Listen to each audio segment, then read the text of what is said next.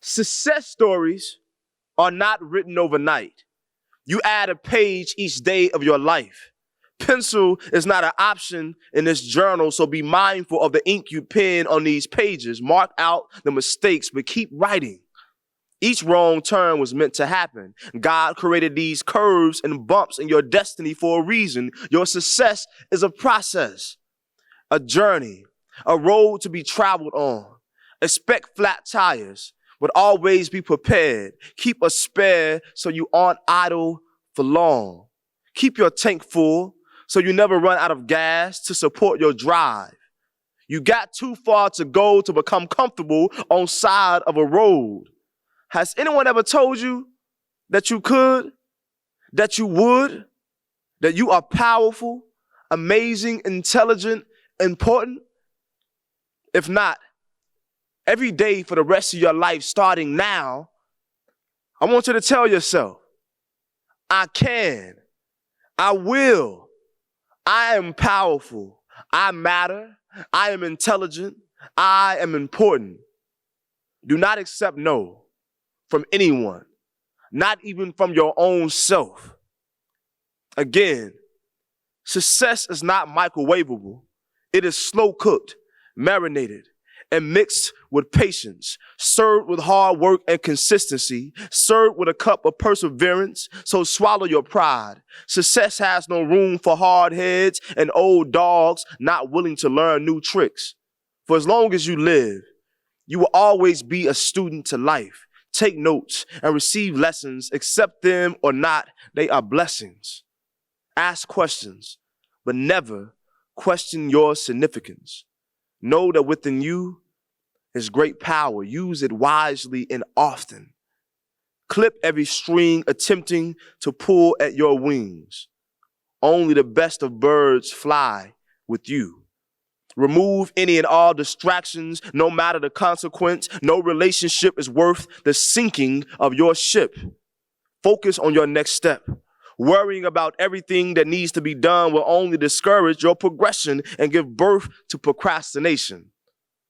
Empires are built one brick at a time. Be patient, but stay active. Keep moving your feet. You will eventually get there. Success is not determined by the amount of cash in your account, but rather the amount of happiness in your heart. Don't spend your life chasing what society told you that you should be chasing. You decide what you want out of this life, so go get it by any means necessary. You got work to do, and there is no time to be wasting. Do it now. Don't try. Just do it, because try ain't nothing but a fixation of failure. Thank you, Chris. Greetings and welcome to the Dr. Martin Luther King Jr. virtual event sponsored by the University of Arkansas Pulaski Technical College. My name is Mayo Johnson, and I'm a faculty member and member of the Chancellor Diversity, Equity, and Inclusion Task Force. As your moderator, I want us to celebrate the legacy of Dr. King and be engaged in our theme, social justice and equity in the pandemic. Dr. King was the most visible leader of the civil rights movement through nonviolence and peace. He received awards such as the Nobel Peace Prize, the Presidential Medal of Freedom, and the Congressional Gold Medal. Dr. King said the following: "The ultimate measure of a man is not where he stands in moments of comfort and convenience, but where he stands at times of challenge and controversy." He also said, "Injustice anywhere is a threat to justice everywhere. Whatever affects one directly affects one indirectly." Dr. King said, "I believe that unarmed truth and unconditional love will have the final word and reality." Next, we will have UA-PTC Chancellor, Dr. Margaret Ellibee, with the opening remarks. Good afternoon. I'm Margaret Ellibee, Chancellor at UA-Pulaski Tech. On behalf of UA-PTC's Cultural Diversity and Community Involvement Committee, our faculty and staff, I welcome you to the college's Dr. Martin Luther King Jr. honorary observance. UA-PTC is proud to continue this rich tradition of honoring the legacy of Dr. Martin Luther King Jr. What Dr. King has and will always give to us in his words are guideposts that help examine how we can carry forward positive action that nurtures our own self, as well as to make communities, state, and nation a better place. Our observance today focuses on social justice and equity. Both humanistic paradigms are based on individuals doing good things for one another. With that, Dr. King spoke to us and asked the seminal question, life's most persistent and urgent question is, what are you doing for others? Social justice and equality means dignity for all. It is dependent on our values and personal embodiment of positive actions that emanate from those values. Reflecting upon Dr. King's words and our own actions, I offer that values do indeed matter. Character and integrity matters. Kindness matters. Love matters. These human values are absolutely essential to true equality and social justice.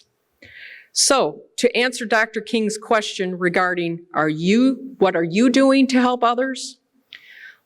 Let it be our responsibility to be good human beings who work to be the best we can be, continuing to learn and think critically throughout our lives, and continuing to contribute to the world around us. Service above self for the betterment of all. Dr. King's teachings will always help us achieve these goals. I'd sincerely like to thank our special guest and national leader, Dr. Michael Eric Dyson, as he joins us today as our presenter. And it is always special to thank our UA-PTC family members, the Reverend Cecil Gibson, Ms. Genine Perez, and Mr. Chris James for contributing their gifts of incredible word and song to today's program. It is our intent that today's observance resonates with your heart, mind, and soul. Thank you for joining us for this special event.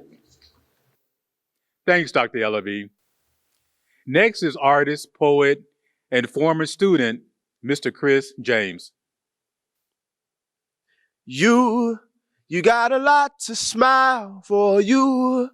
You got a lot to live for you. You got a lot to do, so you can't give up now. You got a lot to smile for you. You got a lot to live for you. You got a lot to do, so you can't give up now. So this is a poem for all the humans who ever had the nerve to question their own existence. You know, God called me, right? And he told me to tell you that he designed you imperfect on purpose. There is nothing in your mirror you should question. Your flaws are beautiful. Accept them. Don't listen to what them naysayers be telling. Tell them that you ain't buying what they selling. Because what you already got is a top quality, an unbuyable commodity, came straight from the source. When you were born, you were pure gold. When you pop on your mother's belly, ain't nothing you need missing. You are extraordinarily exquisite. You perfect in that picture. You hang on the walls of hearts like art. There is no need to alter your image. For the rest of your days, be bold and resilient. In the toughest of times, I want you to rise from the ashes like a phoenix. Your presence is a present on Christmas. It's anticipated by many. They sit and wait on your arrival like children wait on Santa to come down the chimney. Your entrance into the room is grand. There is nothing about you minuscule. You are well-rounded, 360, no degrees missing. For the rest of your days, hold your head up high as if you are on a mission, because you are. You got a purpose and you are on purpose. Don't live life like you are accident. You are fully insured, so rest assured that your greatness is already written in stone. I saw a man who was homeless and hungry, but he was smiling from cheek to cheek, when in my opinion, he had too good reasons to complain. But his joy is a reminder that there was always a ray of sunshine somewhere. And just because you don't see it immediately, don't mean it ain't there. Sometimes you got to open your eyes, lean in and look a little bit closer. There is always beauty in the blemishes behind the borders of the basis in the background, like a background singer with just as much gift from God as the girls and the guys in the front. And just because they shine bright don't make your light dim. Stop comparing. You are not like them. And just because they got it doesn't mean you don't. Sometimes you just got to be patient because maybe your miracle's marinating and your blessing is still baking and you can't rush perfection. God is an artist, so respect this. You are a magnificent masterpiece made in the image of the Most High. With the faith of a mustard seed, you can move mountains, and that's magic. So why you worrying when you're supposed to be the child of a warrior? You got it. Everything you ever desired is already inside your heart. There is no need for a Wizard of Oz when all you got to do is open your eyes and realize that it's always been there the entire time. You got a lot to smile for you. You got a lot to live for you. You got a lot to do so you can give up now.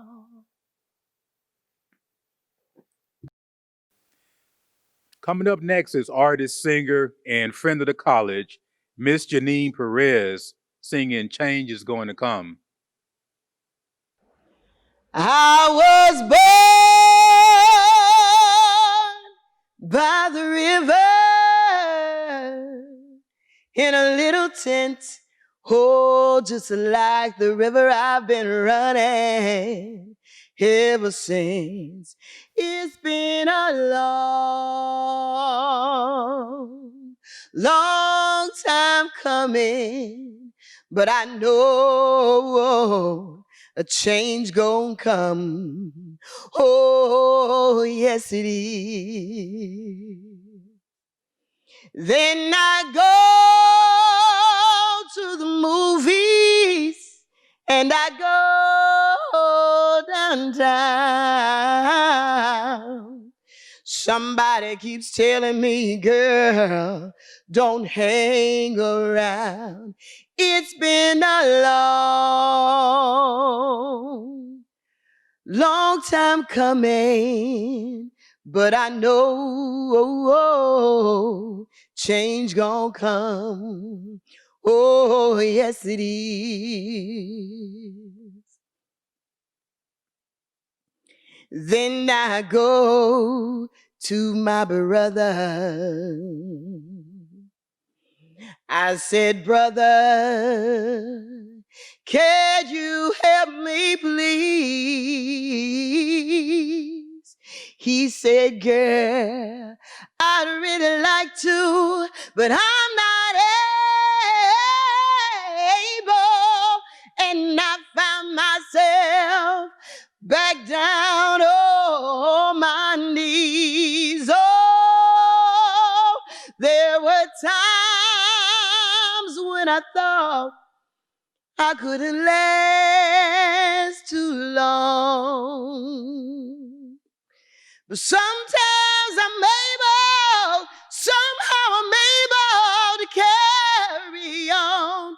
It's been a long time coming, and I know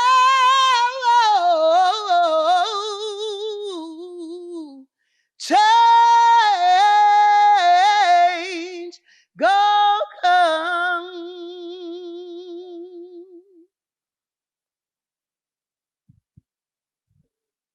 Thank you, Genine. Coming up next is another friend of the college, Reverend Cecil Gibson, in his rendition of I Have a Dream. Well, I don't know what will happen now. We've got some difficult days ahead. Really doesn't matter with me now because I've been to the mountaintop and I don't mind. Like anybody, I'd like to live a long life. Longevity has its place. But I'm not concerned about that now. I just want to do God's will. He's allowed me to go up to the mountaintop, and I've looked over. I've seen the promised land. Now, I may not get there with you, but I want you to know tonight that we as a people will get to the promised land. So I'm happy. I'm not worried about anything, and neither am I fearing any man. Mine eyes have seen the glory of the coming of the Lord. Every now and then, I guess we all think realistically about that day when we will be victimized with what is life's final common denominator, that thing we call death. And every now and then, I think of my own death and I think of my own funeral. I don't think of it in a morbid sense. Every now and then I ask myself, what is it that I won't say? And I leave the words with you. Many of you around when I have to meet that day don't want a long funeral. And if you get somebody to deliver the eulogy, ask him not to talk too long. Tell him not to mention that I have the Nobel Peace Prize. That isn't important. Ask him not to mention that I have 300 or 400 other awards. That isn't important. Please ask him not to mention where I went to school. I'd like somebody to say on that day that Martin Luther King Jr. tried to give his life serving others. I want you to be able to say that day. And I did try in my life to feed those who were hungry. I want you to be able to say that day that I did try in my life to clothe those who were naked. And I tried to be right on the war questions. And yes, if you want to say that I was a drum major, say that I was a drum major for peace. Say that I was a drum major for justice. And say that I was a drum major for righteousness. And all the other shallow things will not matter. I won't have any money to leave behind. I won't have the fine and luxurious things in life to leave behind. But I just want to leave a committed life behind, and that's all I want to say. If I can help somebody as I pass along, if I can cheer him with a word or with a song, if I can show somebody he is traveling wrong, then my living will not be in vain. If I can do my duty as a Christian ought, if I can bring salvation to a world once wrought, if I can spread the message as the Master taught, then my living will not be in vain. There is something that I want to say to you today, my friends, that in spite of the difficulties and the frustrations of the moment, I still have a dream. It is a dream deeply rooted in the American dream. I have a dream that one day this nation will rise up, live out the true meaning of its creed. We hold these truths to be self-evident. That all men are created equal. I have a dream. Now I have a dream that one day, down in Alabama, with its governor's lips, dripping with the words of interposition and nullification, right there, little black boys and girls will be able to join hands with little white boys and girls and walk together as sisters and brothers. I have a dream. Now I have a dream that one day, my 4 little children will one day live in a nation where they will not be judged by the color of their skin, but by the content of their character. I have a dream. Now I have a dream that one day every valley shall be exalted. Every hill and mountain shall be made low, the rough places made plain, and the crooked places made straight. And the glory of the Lord shall be revealed, and all flesh shall see it together. This is our hope. This is the faith that I go back to the South. With this faith, we will be able to hew out of the mountains of despair a stone of hope. With this faith, We will be able to transform the jangling discords of our nation into a beautiful symphony of brotherhood. With this faith, we will be able to work together, to pray together, to struggle together, to go to jail together, and to stand up for freedom, knowing that we would be free one day. This will be the day when all of God's children will be able to sing with new meaning, "My country, 'tis of thee, sweet land of liberty of thee I sang. Land where my father died, land of the pilgrim's pride. From every mountainside let freedom ring. And if America is to be a great nation, this must become true.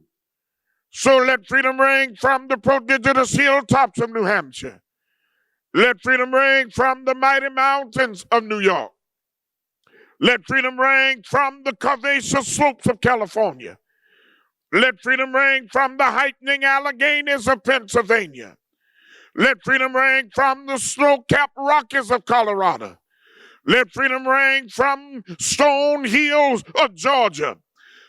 Let freedom ring from the mole hills of Mississippi. From every mountainside, let freedom ring. And when this happens, when we let freedom ring from every village and every hamlet, from every state and every city, we will be able to speed up that day when all of God's children, black men and white men, Jews and Gentiles, Protestants and Catholics, will be able to join hands, singing the words of that old Negro spiritual, "Free at last, free at last.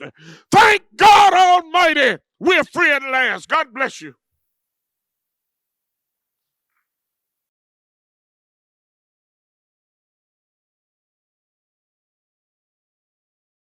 Introducing our keynote speaker for the Dr. Martin Luther King Jr. virtual event. Dr. Michael Eric Dyson is a Georgetown University sociology professor, university professor of African American and Diaspora Studies, College of Arts and Science, and distinguished university professor of ethics and society, the Divinity School, and Centennial Professor at Vanderbilt University. He is one of America's premier public intellectuals, an author of over 20 books, including 7 New York Times bestsellers, a contributing opinion writer for the New York Times, and political analyst for MSNBC. Dyson is recipient of 2 NAACP Image Awards and the 2020 Langston Hughes Festival Medallion. Former President Barack Obama has noted, "Everybody who speaks after Michael Eric Dyson pales in comparison." Welcome, Dr. Dyson. Thank you so very much for that very gracious introduction. It's an honor to be here in the name of, in my mind, the greatest freedom fighter and greatest American that this nation has produced in the Reverend Dr. Martin Luther King Jr. And to have this opportunity to share with you today my thoughts about his relationship to the particular problems we confront is an extraordinary opportunity and great honor. So thank you so very much for permitting me this opportunity. I suppose if I were to select a title, and according to the great Southern historian C. Vann Woodward, a title is a contract between an author and his or her audience. And if it's true for authors, it's also true for speakers as well.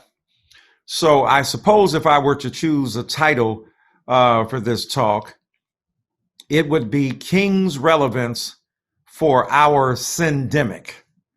King's Relevance for Our Syndemic. Now, you know King, you know relevance, you're wondering, what the heck is a syndemic? Glad you asked. In the 1990s, people began to talk about syndemics as a synthesis of multiple pandemics.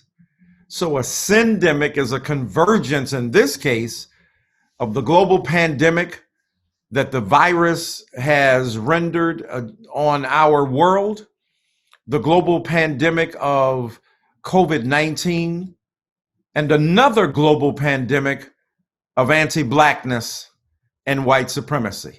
So the convergence of the pandemics is a syndemic, a synthesized pandemic.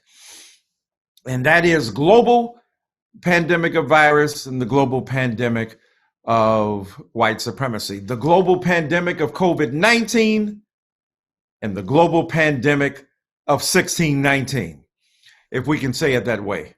And Dr. King's relevance here is especially important because he spoke about the need for racial and social justice.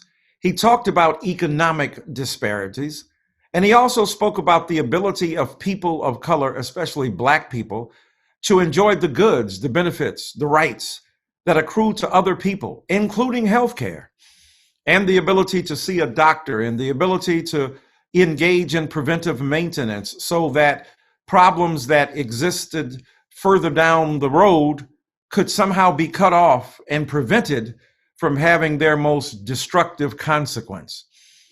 And so when we think about Dr. King's quest for global justice, when we think about Dr. King saying injustice anywhere is a threat to justice everywhere, we have to apply that to what's happening in our world today.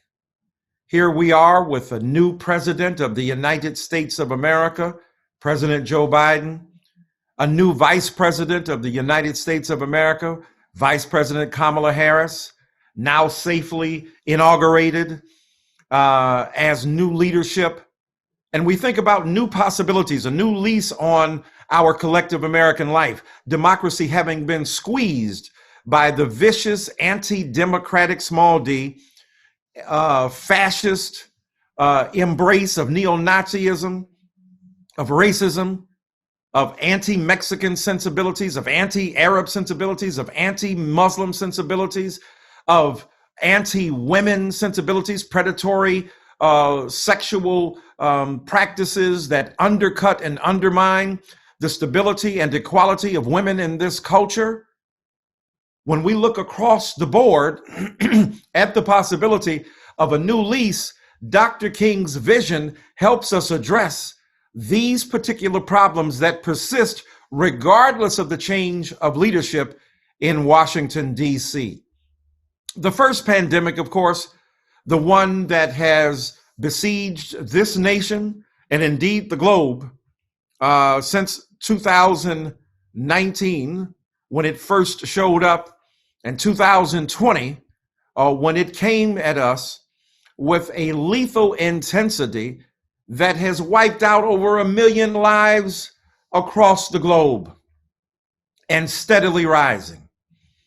And even in America, over 300,000 some odd lives, the toll rising daily because of this hurtful, painful, traumatic disease that has attacked Black and brown bodies in disproportionate fashion.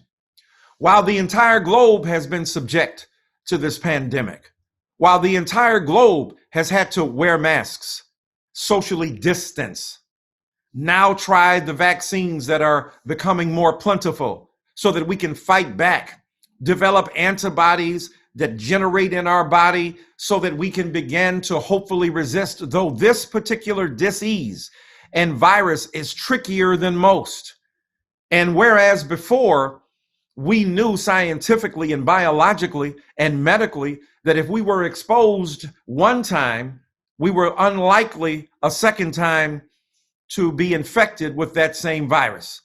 And yet the adaptability, the genetic adaptability, the DNA of this particular viral strain has permitted it to glom onto bodies a second time, potentially, and to reinfect the very people that had already been infected. So we know we're dealing with a deleterious, pernicious disease that unleashes the fury of nature against vulnerable bodies the world over. But in America, the disproportionate impact of COVID-19 on Black and brown bodies tells a story of pre-existing conditions in Black and brown America that are not necessarily true for the broader swath of American citizenry. Because Black people and brown people affected more regularly and routinely with heart disease, with asthma, with diabetes, and the like, we are far more prone and vulnerable to this disease, and more especially vulnerable to dying once contracting COVID-19. And we call it COVID-19 because it was in 2019 that this particularly pernicious disease first began to take shape before it was unleashed on the globe in 2020. And yet here we are in 2021, and COVID-19 continues to impose its vicious order of decimation on vulnerable bodies globally. But here in America, the disproportionate impact on Black and brown bodies tells a story. Not simply that our bodies are more vulnerable, they're more vulnerable because we exist in systems of inequality that don't distribute healthcare in equitable fashion to Black and brown peoples, to indigenous peoples, and to other minoritized peoples. So some people have the tendency to say, well, the reason COVID-19 is especially pernicious in Black communities is y'all ain't got y'all's health together.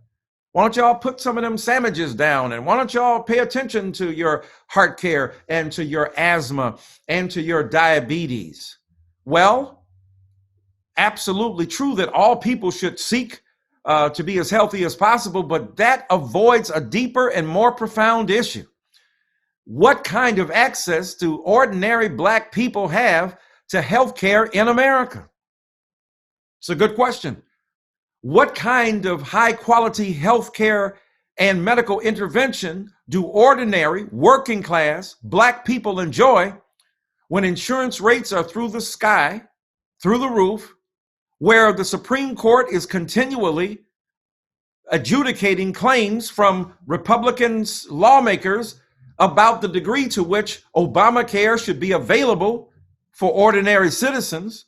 It is not simply a legislative priority. It's not simply a public policy recommendation. It's about the real lives of actual Black and brown people who don't have access to medicine, to pharmacies, to routine checkups that would permit them to at least assess their health status, enhance their health pedigree, and boost their immune system by visits to physicians who with them can help maintain a healthy lifestyle. When you've got systems like grocery stores with higher sugar content cereals stocked in ghetto stores, where Whole Foods has the healthier fare when it comes to breakfast cereals, then you're talking about a systemic impediment that prevents the flourishing of health to people who don't have access to transportation, to go out to suburban stores or to more richly endowed neighborhoods where some of the Whole Foods and other health food stores are located, where they can procure healthier food for their families. They don't have money for cars. They don't have money for buses or public transportation. They're working 2 and 3 jobs. Their kids get the worst kind of cereal and the lowest cuts of meat that are staler in local grocery stores that jack up their prices for less quality. So that in one sense, it costs more to be poor in this country than it does to have wealth, or at least be upwardly mobile from upper middle class and above. Even middle class in this country, the tension between and distance between solid middle class status and those who fall beneath is rather dramatic. So now you see the systemic impediments and obstacles that prevent the healthy flourishing of Black and brown communities. Moreover, Even when we control for status economically, Black and white people, brown and white people are treated dramatically differently when it comes to going to the doctor. Study after study has showed even Black and white people making relatively the same amount of money in relatively the same points in their careers, enjoying the same kind of remuneration and compensation at jobs, receive dramatically different forms of health care. White brothers and sisters, say, presenting with a potential heart problem, have much more aggressive intervention by medical professionals than do Black people of the same status. So it's not simply about economic attainment. It's also about racial division, and it's about stereotypical representations in the consciousness of healthcare givers, because they don't live on Mars. Similar to the police, they live right here where our communities nurture beliefs, behaviors, responsible ideas about the other, or encourages stereotypes and prejudice.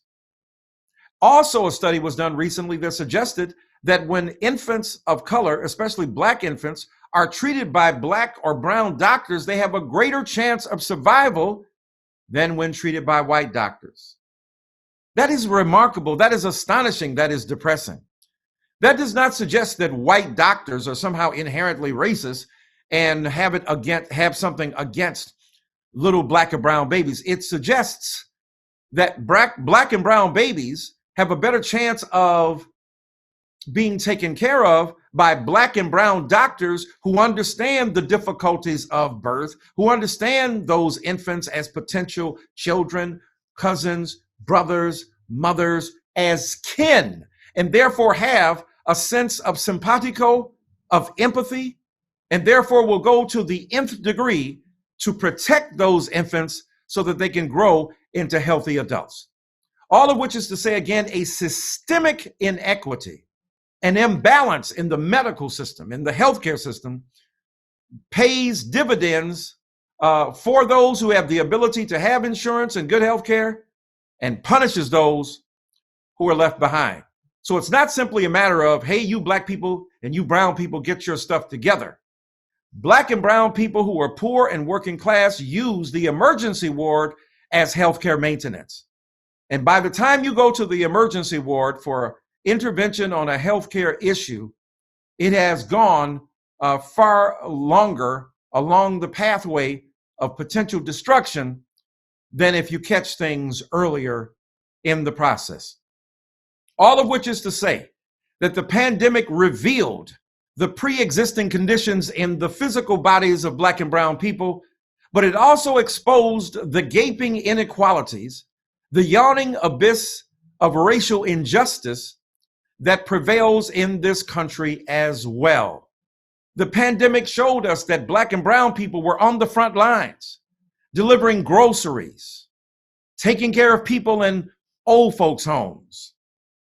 In other words, they didn't have the luxury or leisure to stay at home in their domicile, in their residence, to use the internet to procure capital to sustain families and support their style of life.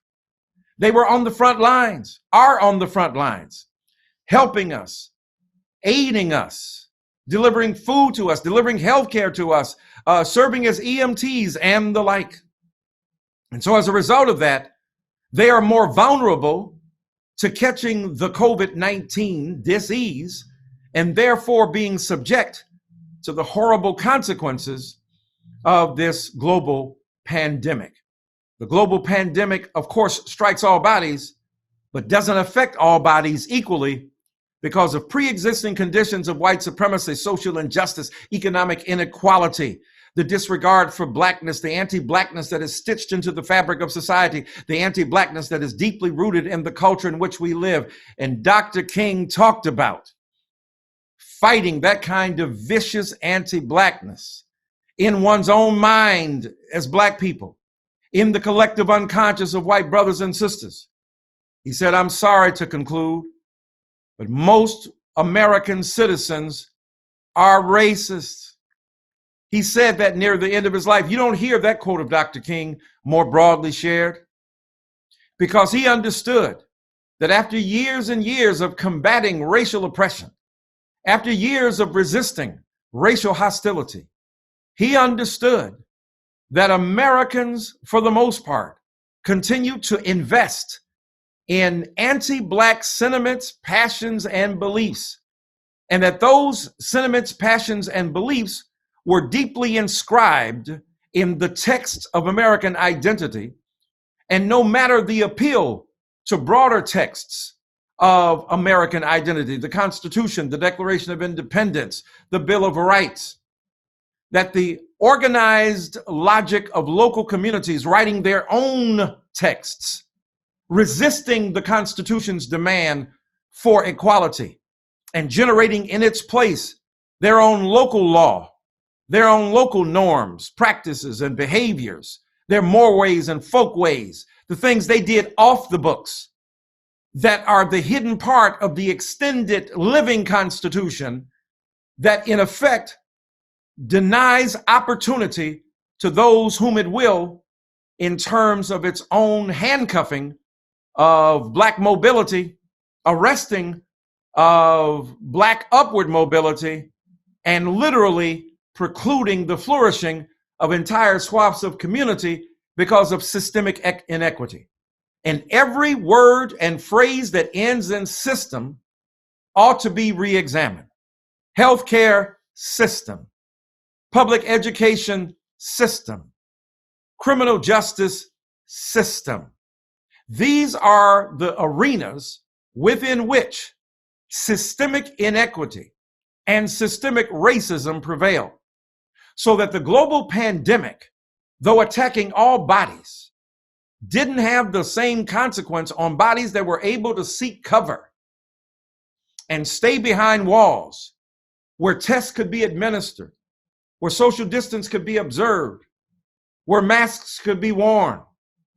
And yet at the same time, we had other privileged citizens in this culture, white brothers and sisters largely, who were offended by the insistence that mask wearing and distance observing were the fundamental bases for the healthiness of this country, along with the new vaccines that we are grateful to receive.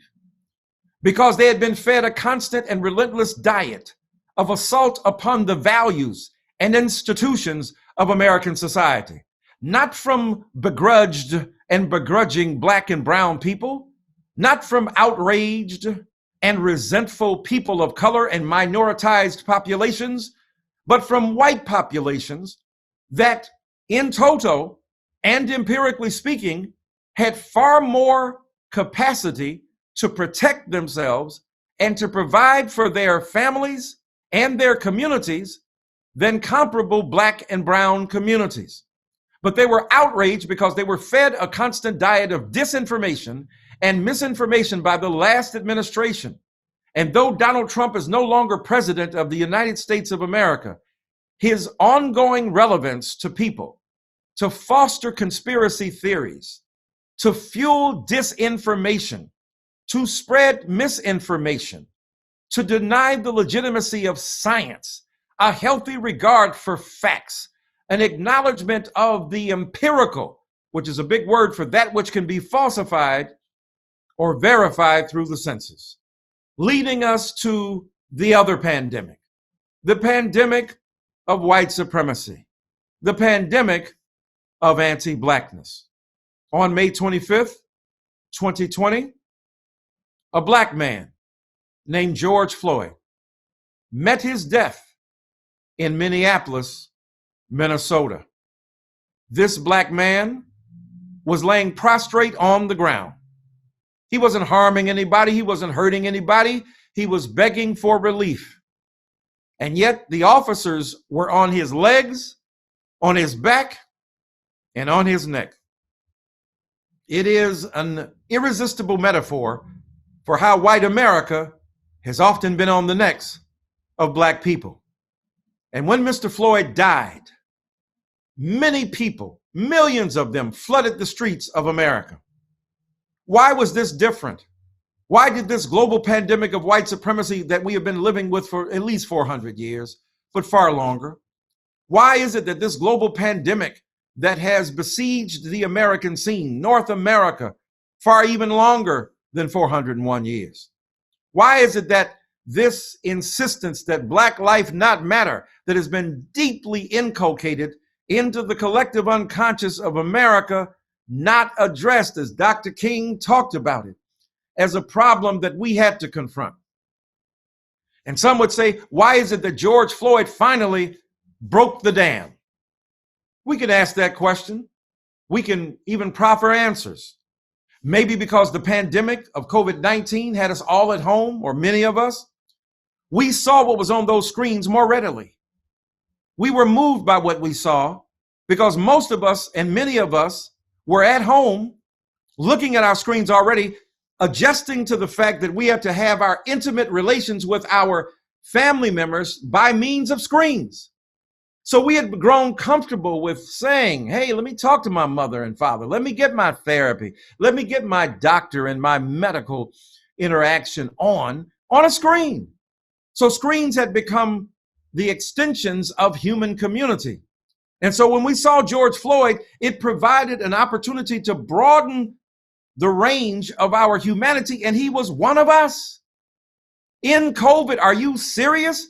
Are you hurting a Black man this way? We know white supremacy and police brutality coexist and awfully mutually reinforce each other, but can we stop even for now? Many white brothers and sisters said this is horrendous. And many of them were out of excuses. Well, usually it must have been that the Black guy was cursing the police out. No. Must have been that he was running. No. Must have been that he was somehow threatening the police. No. He must have been dangerous. No. He must have been presenting a gun to the faces of the police, and they felt they had to kill him in order to protect themselves. No. No asterisks. No exceptions. White brothers and sisters out of excuses. They saw for themselves what Black people had said was true. That even when you don't do anything, even when you're trying to cooperate, even when you're trying to be generous to the cop who's arresting you, there will be some form of hostility, of resentment, of trauma that led sometimes, too often, unjustifiably, to Black death. And so many white people saw that, and they flooded the streets. They said, what we see here is wrong. And many white brothers and sisters joined with us.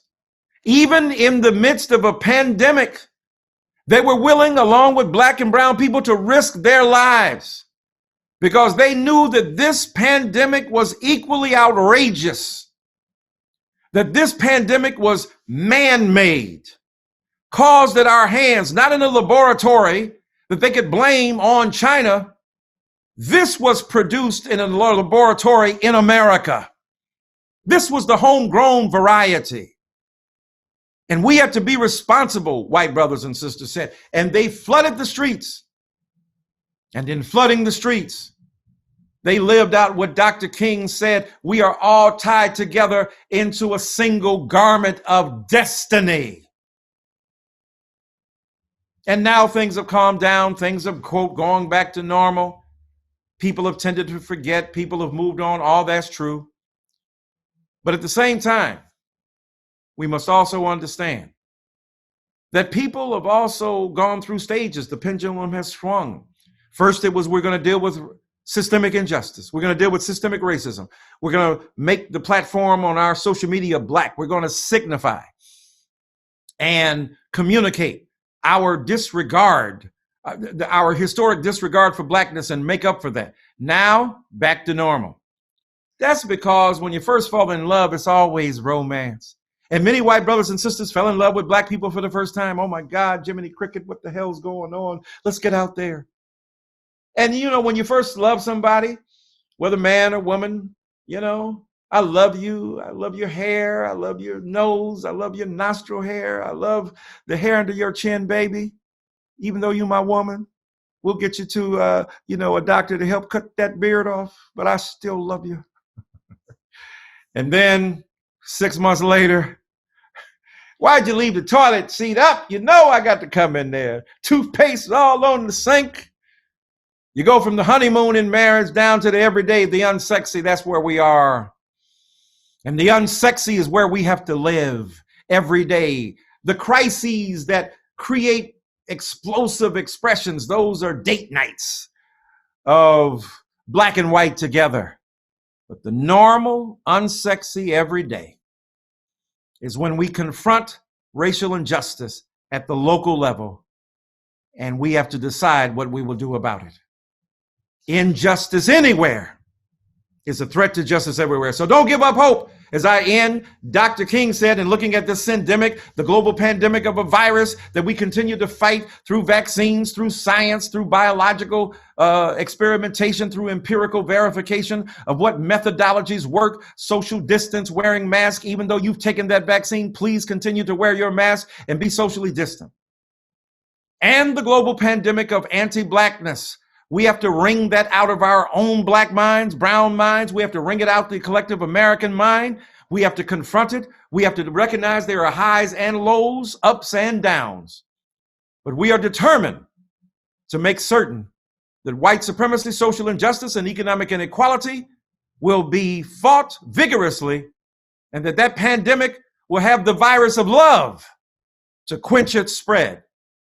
So that the two pandemics, the syndemic, will be fought with the same insight, the same courage, and the same love. Dr. King believed that America was an ideal and an idea. And as an idea, it continued to be tampered with on the one hand and experimented with on the other. Our choice is to determine how we will make America truly a powerful nation that love and justice motivate. In fact, justice is what love sounds like when it speaks in public. If we agree with Dr. King, we can't just celebrate him on one day. We've got to embrace his message across the board. And this syndemic, this convergence of two pandemics, offers us the opportunity to continue to embody the noble ideals, the great dreams, and the vast aspirations of moral and ethical integrity that at their best motivated not only the founding fathers of this country, but the founding refathers, the refounding fathers and mothers, the refounding people who continue to make this nation all that it should be. So the syndemic and King are reflected on here because Dr. King said injustice anywhere is a threat to justice everywhere, and we must continue to fight. Thank you so very kind. Appreciate you and your thoughts, your feelings about what's going on in this country and around the world.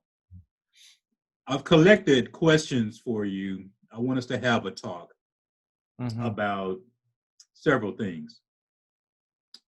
The first thing, how do we get more of our white brothers and sisters to work on ending racism?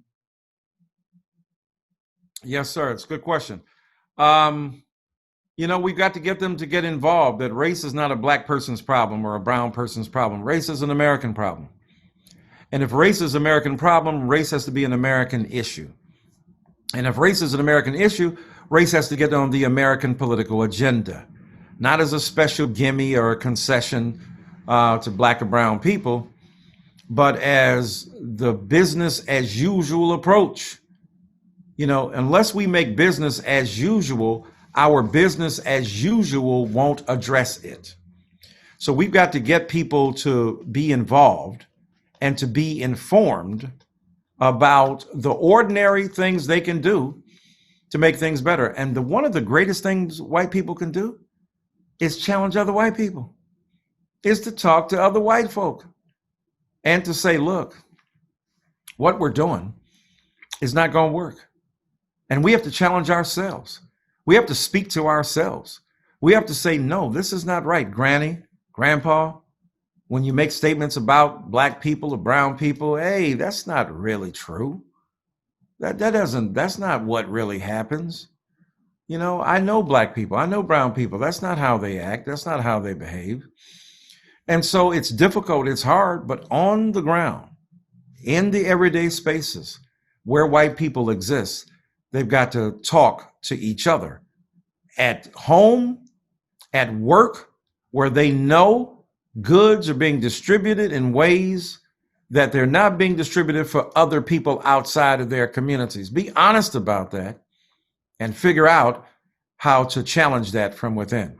And also become co-conspirators with black people, better allies outside. You know, when you know a black or brown person or indigenous person is being misrepresented, unfairly treated, have enough courage to stand up and say so. Or when they come to you for assistance and help, to be a witness and to say, amen, you know, that wasn't right. Be available and be on the cutting edge and try to figure out ways to prevent the worst consequences of racial tyranny from devastating the lives of people of color. Those are a couple things that can be done to get white folk on board. Okay, thank you. In looking at the relationship between hate and fear in racism, can you talk about those two areas? Yeah, I mean, it's a great question. Excuse me. It's a great question because what we don't know, what we fear, what we think will come upon us. Remember that passage in Job, the thing I have feared the most has come upon me. If you've been taught in this culture to fear black people, if you've been taught not to know them, if you've been taught that they are the very expression of the social lethargy that you want to avoid, if you've been taught that they are the people who are the boogeymans of the culture, they kill each other more, they devastate each other more, they do the worst crime to each other or to us as white people. This is why Dylan Roof went into that church in South Carolina, because he had been radicalized online. He had been reading messages that said, hey, black people are the ones out here killing white people. He had been told by some of these bigots that black people were killing white people without any kind of legal compunction or moral regret, that there was nothing being done in local society that would prevent black people from doing this. So he felt he had to take things into his own hand. His fear of black people and what they were doing, fed by misinformation, led him to hate black people and therefore try to hurt black people. That's why information is critical. That's why interactions with other races, those interactions are critical. It's critical for us to learn, to know, to understand, to be involved with each other, to have classes that dispel myths, that illuminate science, that illuminate social theory, that illuminate how we should get along, that illuminate the best thinkers of race and how we can attack and oppose some of this viciousness. But there is a correlation between hating black people and brown people and minoritized people and the fear that is fueled by ignorance that has to be conquered. So if we want to conquer the hate, we got to look at the fear. If we want to conquer the fear, we got to feed the science. If we want to feed the science, we got to fuel knowledge. And if we want to fuel knowledge, we have to create curiosity about the other and the belief that it is a worthwhile pursuit that helps the entire society, not just a handout on diversity basis in America. Okay, thank you. Let's talk about mass unemployment and mass incarceration. Mm-hmm. What's the relationship? Well, if you're unemployed and ain't got no job, and you engage in some underground activity, fencing stolen goods, even hustling on the street, right, without even doing illegal stuff, not hustling in terms of selling drugs and the like, but, off the book kind of work, shoveling somebody's snow, painting somebody's house, cutting somebody's grass, all of which you may not report to the government to be taxed. So if you're unemployed, you're trying to hustle the best you can. But sometimes that hustle veers into the underground economy, where Black and brown people are seduced by, drug dealing, drug selling, stealing, breaking and entering, to feed their families. We see during the pandemic that there was a spike in thievery, in theft, and stealing from stores and stuff, not because people are morally reprobate, but because they're hungry. Now, we tend to understand what's going on because many of those people doing that are not people of color, right? Poor white people doing the same thing. So we have greater awareness, greater empathy during a crisis. But think about the crisis that prevails in Black and brown communities constantly. Even when COVID-19 is gone, even when the global pandemic of the virus has calmed down, the pandemic of white supremacy, the pandemic of anti-Blackness, and the devastation of poor communities will continue. So you can have unemployment that leads to nefarious activities in some instances, most likely just off the books work, and sometimes to petty thievery, nonviolent drug offenses that put a lot of people in jail. And even more broadly, for stuff that white brothers and sisters are hit on the back of the hand and said, don't do that again, Black and brown people thrown in jail. And then they're fed into prison. And, it's often related to not having good education in the public schools. So you got the prison, the school to prison pipeline established. They're in school, they get kicked out of school, 7, 8, 9 years old. They get sent to detention. Detention feeds them into jail. Jail becomes a warehouse for prison. So the incarceration of Black people, the disproportionate incarceration, has been fueled by a lack of employment, and then fuels unemployment. Because when you get out and can't get a job, because they don't offer ex-felons jobs, they don't offer people who've been to jail or prison a job, then it's a vicious cycle. Then you got to do what you got to do in order to survive, because you can't get a job, or you get low-wage work that's back-breaking and heartbreaking as well, and you can't feed your family. What's a person to do? So that's a vicious cycle that is constantly being, reignited, refueled. And what we have to do is to intervene on behalf of returning citizens to the economy so that they can get good jobs. And we have to figure out a way to provide good jobs so that people are not seduced by whatever measures are necessary in order to feed their families. Okay, thank you. How can organizations promote diversity, equity, and inclusion through policy and professional development? Well, you need policy and professional development. You need people to go from one status to another, to be elevated from one rung to another. You need policy involved at local corporations, in local jobs, where it is established that we are concerned about and encouraging of difference and diversity, and that we will deliberately go out of our natural white ways to recruit Black and brown people of skill. That doesn't mean they don't have skills. It means people who have skills who don't get a look. It's not that people ain't not desiring to work hard for it. They're willing to work hard. They are working hard. They just can't get a good shake and a fair shake. And so if that becomes your policy, so that your professional development will include the ranks of people who need to be included, then you begin to systemically change.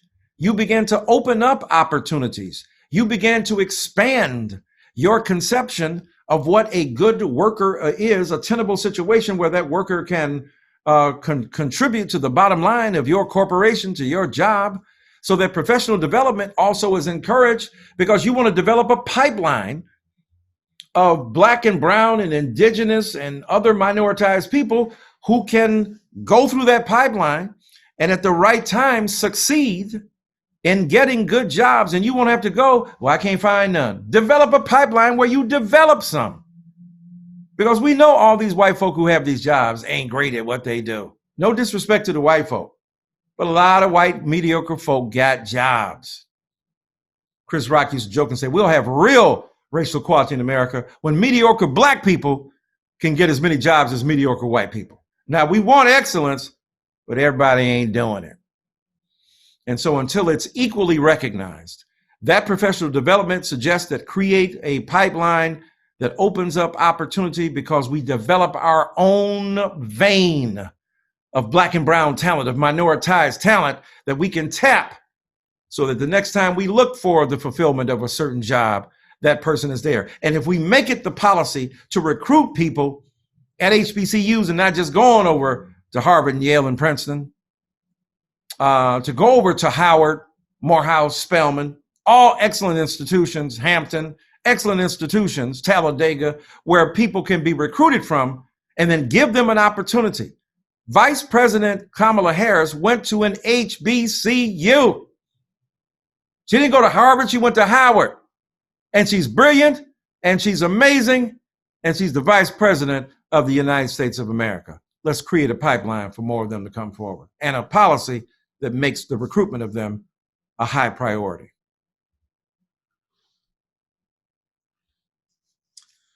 All right. In talking about housing inequity, healthcare inequity, social justice inequity, economic and education inequity, can we address all of these areas at the same time? Or do we have to prioritize? Well, yes. Yeah, we got to address them all at the same time. And yeah, we got to have priority. Look, a hospital's open to deal with all problems. Hangnails, heart attacks, asthma attacks, broken feet. What do they have? Triage. When you go to emergency ward and you up there like, oh my God, my finger hurts. I think I stubbed it. Okay, there's a person over here having an asthma attack and they may not be able to make it. So sit down and wait a little bit with your finger that is stubbed. It may throb a bit. Here's some ice and some aspirin. Slow down and let's deal with the more serious problems. So we have to have a kind of racial triage, a kind of social triage. What's the worst stuff? That becomes the priority. And you can't be mad when stuff is made a priority. So you go, Black Lives Matter. Well, white lives matter too. It's a triage. And we ain't talking about white lives. Not that white lives don't matter. Not that white lives collectively don't deserve our consideration. They do. Not that white people are not dying, in disproportionate numbers in some areas. They are. But the thing is, those things are already being addressed.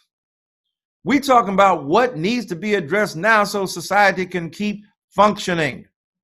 And for too long, Black lives did not matter, were not put on the triage list. And what we're saying now is put Black lives on the triage list. So we have to have priorities. Otherwise, our universities won't function, our institutions won't function, and our jobs won't function. So we need to do both and. Do all those inequities, address them seriously, but let's be real. If you ain't here because you dead from the cops, housing equity don't mean nothing to you. Healthcare don't mean nothing to you because you ain't here. So clearly, solving this police problem is huge when it comes to solving our problems in America.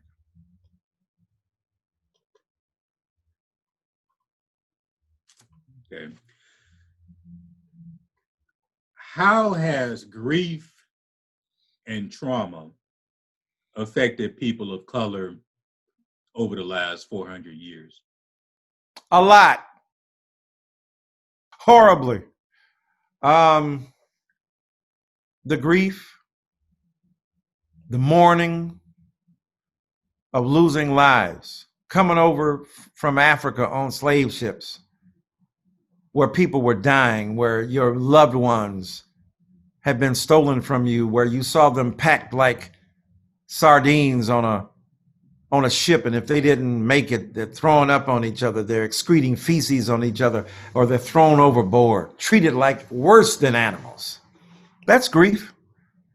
Then to get here and to be treated like nothing. Here you are in Africa, a free human being, maybe even royalty in your literally neck of the woods, or you're part of the society in which you lived. Brought here as chattel, beaten, robbed of your identity, stolen from your loved ones.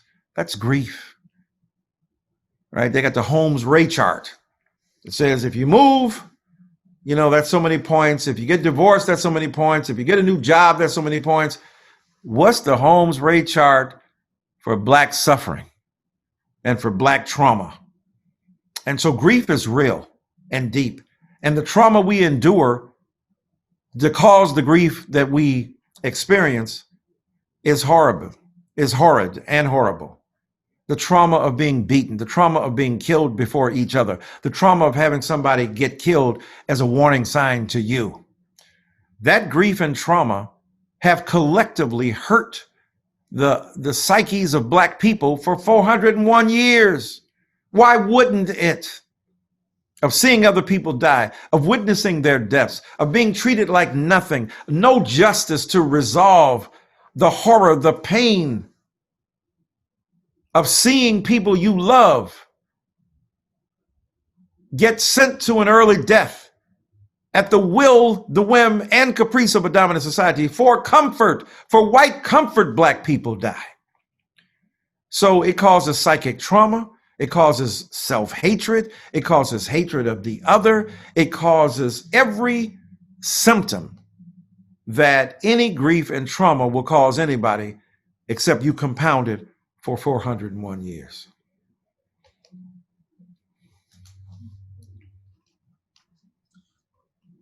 How did you feel about the global protest against racism in 2020? Well, I thought it was amazing. George Floyd said, "I want to change the world." He did. George Floyd's picture was literally across the globe. People understood who he was, what he was about, what his sacrifice was about. And so I think it was extremely important that America understand. People all over the world see what we're doing, the shenanigans, as President Biden says, the malarkey, racially speaking, that we are putting forth. They saw the hypocrisy, claiming to be the police people of the world, and yet our police people were hurting and killing people in America unjustly and unfairly. America having the nerve to talk about what's happening in foreign countries where, kings and princes do horrible things. And here we are in America killing people through the state. So whereas in another municipality, it's the prince doing it, it's the chief of the society doing it, it's the king, it's the queen, whoever. In this society, it's the official state doing it. And in that sense, the former president of the United States of America was standing in place to see somebody get killed. And so there was a parallel that was devastating, but it was good to feel the global recognition that the hypocrisy of America would not stay here. What happens in America ain't staying in America. It had global recognition, and it was a great thing for us to enjoy and to see and to understand. All right, thank you. Let's talk about names. Mm-hmm. From your book, George Floyd, Breonna Taylor, Ahmaud Arbery, the victims of racial violence. Let's Right. talk about more of the victims of racial violence. Yes, sir. When you think about George Floyd, you think about a man who sacrificed his life. Breonna Taylor, a woman who sacrificed her life. You think about Sandra Bland, a woman who sacrificed her life. Reverend Clemente Pinckney, a man who sacrificed his life. Hadia Pendleton, a woman who sacrificed her life. Elijah McClain, 23 years old, sacrificed his life. They weren't martyrs in the traditional sense. They didn't seek to live their lives by courting death, recognizing that the living of our days might incur the wrath of a society that would want to wipe us out, the way Dr. King did or Malcolm X did. These were martyrs made so by the horrors of a society that refused to acknowledge the legitimacy of Black being, the value of Black life, and the degree to which we all had to pay attention to how arbitrarily certain Black people could lose their lives. Anonymous Black people could be made famous because they would be martyred in defense of Black people. Their deaths used in a way we use martyrs' death, Martin's death, Medgar's death, Malcolm's death, as a reminder to America of the horrible and terroristic cost we paid as Black people in this country. So those figures are amazing, astonishing, ordinary, average Black people seeking to live their lives, elevated to iconic status, elevated to iconic status, made martyrs by virtue of the radical injustice in this country. And because of their memories, we push forward to make certain that these things don't happen to other people. Thank you. Thank you. On that same topic, let's follow up. Mm-hmm. What can we do to end police abuse and brutality? Look, we gotta, people get mad when we say defund the police. We've tried reform, community policing, getting cops to interact more equitably and more friendly, in a more friendly fashion with neighborhood people, finding ways to elevate the conversation about law enforcement in Black communities so that together we are able to make a difference. But that hasn't worked for the most part. So defunding, all right, we can argue about the name, but the truth is they just defunded the police in Minneapolis, Minnesota. The Los Angeles Police Department, same thing in terms of moving funds. They moved $150 million from one arena to another.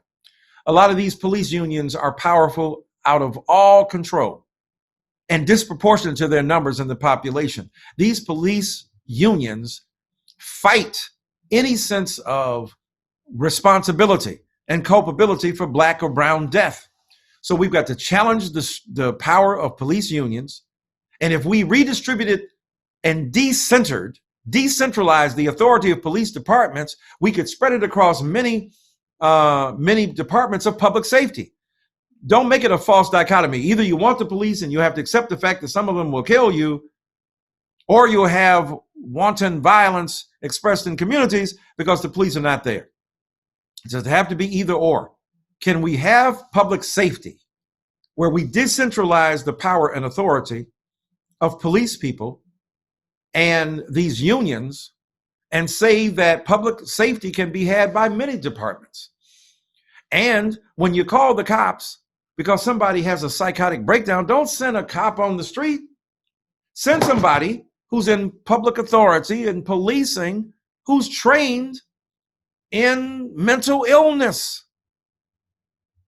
and address them. Now, in some situations where you may need backup because that person could be also dangerous, yes, then have the ability to address that. But let's not pretend that most of the times policemen are out here handling violent crime. They're taking down kittens in trees and doing traffic stops.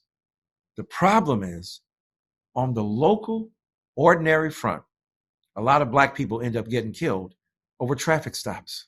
Sandra Bland, Walter Scott, on the streets, Eric Garner, George Floyd. So we've got to do more than defund the police. We got to move those resources from one to another area of public safety. We need vast retraining. We need the restraint of police people in the face of policing Black and brown people. And why is it that for the most part, Black and brown cops ain't the ones out here killing folk? Let's turn to them as a font of wisdom. Let's figure out what they're doing and apply that to our society. So whatever we do, whether it's defund, whether it's remove and reimagine, whether it's reassign monies, challenge authoritarian police unions, we have to fight back against radical injustice through the police departments in America. Many are serving time prison sentences for marijuana. Mm-hmm. How can we continue to decriminalize marijuana? Hey, keep on doing it. Maybe some people who in states where they have decriminalized it will pass it along to some of their fellow legislators and we can spread that word like spreading a joint. Please don't take, I'm sorry, I'm just joking. So, sort of. So look, here's the thing. We got to constantly say the decriminalization of marijuana is critical, is crucial. In the same way that during Prohibition with alcohol, we treated it as a horrible drug, and it can be for those who imbibe too much of it or who have a physical predisposition. But we see that it has also good consequences or consequences that can be contained. Same with cigarettes, right? Although we know they're deeply and profoundly problematic. We can put warnings on there and encourage people not to smoke. So when it comes, however, to marijuana, the decriminalization of marijuana is especially helpful because it means we will not continue to send to jail people who engage in nonviolent drug offenses like smoking a roach clip or a bit of marijuana that ends up messing up their entire lives. And therefore, the very revenue that they lacked, that they might not have done smoking marijuana on the streets where they could get caught, they could have gone into their suites like many white brothers and sisters do. The irony is the revenue is generated by their imprisonment. The very thing they didn't have revenue gets them smoking some drugs, gets them cast into jail, and then the very society that deprives them of revenue makes more revenue on their backs. That has to be addressed. That's the criminal part of the exploitation of Black people and brown people in hyper incarceration in America as well. Thank you, sir. Breonna Taylor, no-knock warrants. What can we do? What are your thoughts on the no-knock warrants and how she died? I'm knocking no-knock warrants. I'm knocking them. They say you can't knock the hustle. I'm knocking no-knock warrants. They're horrible. They end up killing more people than they save. They don't provide the opportunity to get a cache of drugs. I mean, maybe every now and again that's true. But these no-knock warrants are horrible. They cost human life. And are we more interested in catching somebody with $50,000 than we are in saving their lives and finding other ways to ensnare them, if that's the point, to serve a warrant on them? So I think those should be removed. Those should be put out of commission because the benefit we derive from a no-knock warrant is hardly justifying the consequences that are often negative and destructive when those no-knock warrants are actually exercised. Nurses have license. Police officers have a license, a license to carry. How can we address if a police officer does wrong, what can we do to make sure that person is responsible for their actions. Yeah, Killing. right. No, it's extremely important. It's a great point. And everybody else has a license. And if they have malpractice, they're put out. But we have this thing called qualified immunity, that police people are not held to account. The qualified immunity of the Constitution guarantees that a public servant will not be held to personal account if in the exercise of their duty, it results in the death of a citizen. And we know routinely so in the case of the cops. We have to change the law. Because if we don't change the law, police people will continue to shoot and kill black and brown people and usually receive qualified immunity. And juries will be loath to send them to jail. And we will still get caught in this vicious cycle. You got to change the law in order for the practices to reflect the enlightened understanding that everybody else that has a license is held to account. We got to do the same thing with cops in America.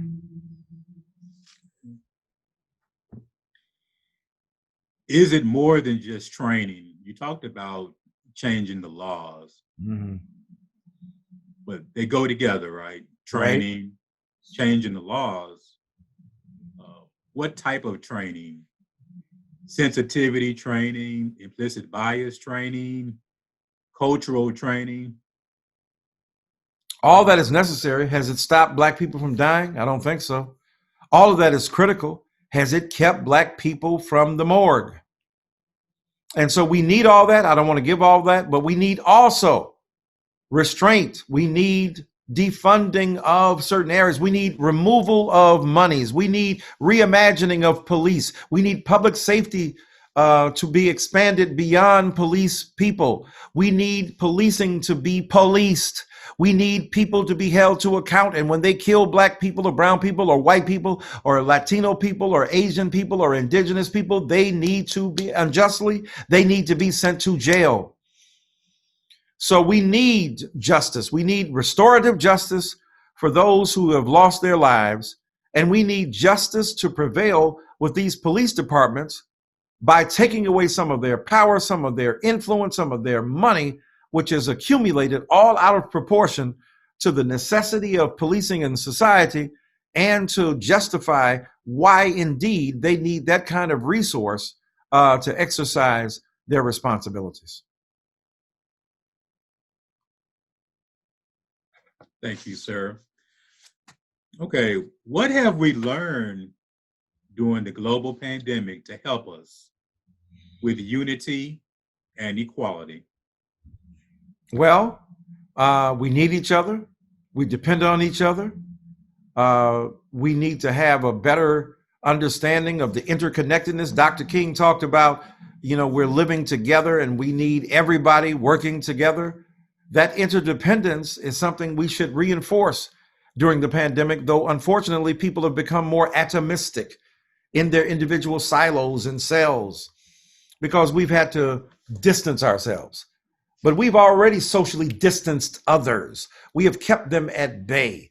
We have prevented their flourishing. We haven't given the idea that we should not prevent them from working, having access to health care, being imprisoned, right? We should, for nonviolent drug offenses. When we look at the systemic and individual inequities that prevail, we should see during this pandemic that we need and support each other. And why is it that during the pandemic, a lot more people are stealing because they don't have jobs? So understand that when you go back to normal and your job is restored, but the jobs of others who face an invisible and persistent pandemic never get off of it. The pandemic won't end for some people when the global pandemic is over. That's the truth that we have to acknowledge and understand. And I hope that's a truth we learn. Dr. Dyson, in the classroom, representation matters. It matters throughout society. Mm-hmm. Do you feel that we need to encourage more diversity in the classroom throughout other organizations? We definitely need diversity. we need people to make certain that we continue to have different perspectives, different colors, different understandings, and we need to diversify diversity. Sexual orientation is critical. Trans people have to be included. Transphobia has to be rejected. Homophobia has to be rejected. We're going to talk about poor white people who have been demonized in culture. That must be addressed. Impoverishment has to be put on the agenda. Social and political social inequality has to be put on the agenda. So yeah, we got to diversify our understanding of diversity so that all of us who have been victims of white supremacy, social injustice, economic inequality, wealth disparity, homophobia, transphobia, and the like can understand our common roots as victimized, minoritized peoples who need to band together and to join together so that in common we're able to resist. But diversity makes a difference. Now, not just diversity for its own sake. The cops who killed George Floyd together, collectively, right? 2 white cops, a black cop, and an Asian cop. So you can have diversity, but you need diversity toward a progressive end. Thank you, sir. When we look at some of the historical figures of civil rights, Dr. King, Little Rock Nine, and Emmett Till, and so many, Rosa Parks, and so many more, is there one thing, is there one person that stands out more than the other? Is it collectively to be influential in the movement? Yeah, I think they're all equally important. I mean, they bring different perspectives to bear when we focus on them. Emmett Till, we talk about young kids who are mistreated, like Tamir Rice, 12 years old, Emmett Till, 14 years old, the horror of punishing a young black kid for alleged offenses that are trumped up and that are horrible in the case of Emmett Till and unjustifiable in the case of Tamir Rice. Sandra Bland, we look at how women are obscured and their cases are not spoken about, how mental health plays a role in both the vulnerability of Black people to be ensnared in a criminal justice system and the use of Black people's mental health to justify their deaths, and the challenge to white comfort.